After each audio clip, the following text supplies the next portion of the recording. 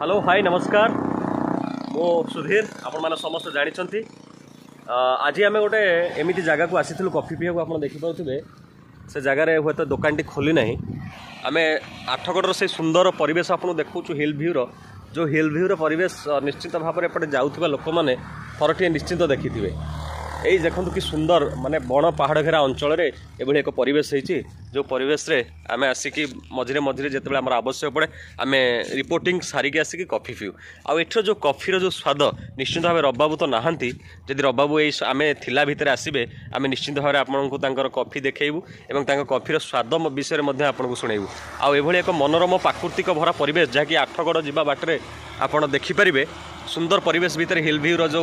वातावरण निश्चित भाव में आपको आमंदित कर निश्चित भाव में आपको आकृष्ट कर एमती छोटिया छोटिया टिकी टिकी ब्लॉग जो आम कवर करने जाऊँ